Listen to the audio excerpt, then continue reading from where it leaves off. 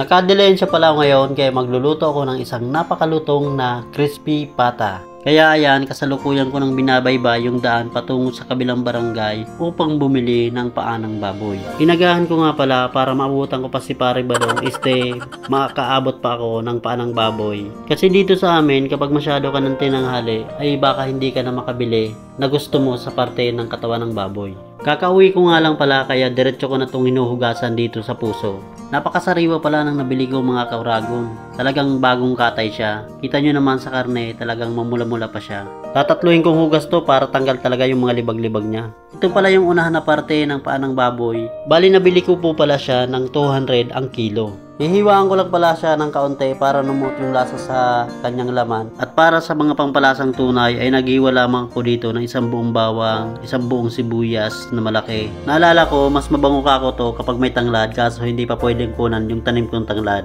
Dinami-damihan ko nga pala yung tubig dito mga kauragon kasi matagal-tagal na lagaan to. At yan, nilagay ko na yung bawang sibuyas, isang kutsaritang asin at buong paminta. Papakuluan ko lamang siya ng kalahating araw, ewan ko lang kung hindi pa siya niyan lumambot. At naalala ko pala, yung laurel ay hindi ko pa nilagay, kaya ito ilalagay ko pa lang siya. Kaya pala parang wala ka ako naamoy na dahon ng laurel. Yun pala ay hindi ko pa siya nailagay.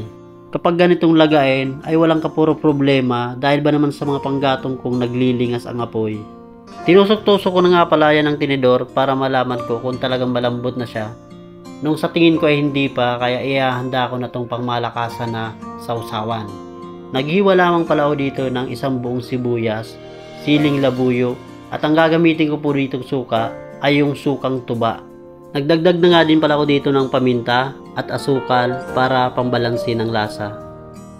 Malambot na pala yung pata kaya hinahango ko na para mapalamigan.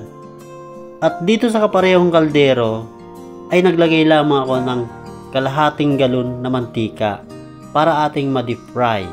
Sosyal, deep fry. Aking tatakloban to para hindi ako matalsikan ng mantika. Pumuputok-putok pa naman siya. Ganito pala yung paraan ko sa pagluluto ng crispy pata. Piniprito ko muna siya ng kaunti pagkatapos baliktad. Nung medyo luto-luto na yung ilalim, baliktad naman. Pagkatapos pinapaligyuan ko din siya ng mantika nang sa ganun, yun yung nakakatulong para mas lalong lumutong yung kanyang balat. At ito na nga po pala yung napakalutong na crispy pata. Kung maririnig nyo ay talagang napakalutong. Tunog pa lang niya ay talagang sobrang matatakam ka na. At parang gusto din yatang tumikim ng mga itik dahil naririnig nila yung lutong nitong crispy pata. At ito na nga ay sa sound test na natin. Sarap. Napaka-crispy.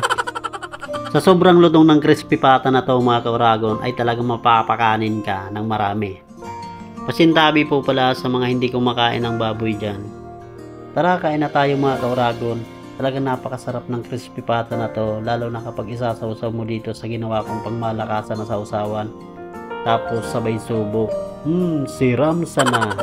Sa Tagalog pala ng siram sana mga kauragon ay napakasarap. The best talagang ipares sa mga ganitong pagkain na mamantika at malulutong. Itong sausawan na suka. Dahil yung suka ay nagpapatanggal ng umay sa mga pagkaing mamamantika. Kapag kumakain pala ako ng ganitong mga malulutong, lalo na kapag crispy pata, ay inuuna ko parati yung balat. Dahil ninanamnam ko muna yung bawat lutong niya bago ko tirahin yung kanyang laman. At yan, halos maubos ko na nga din yung isang buong pata. Maraming salamat pala sa panunood.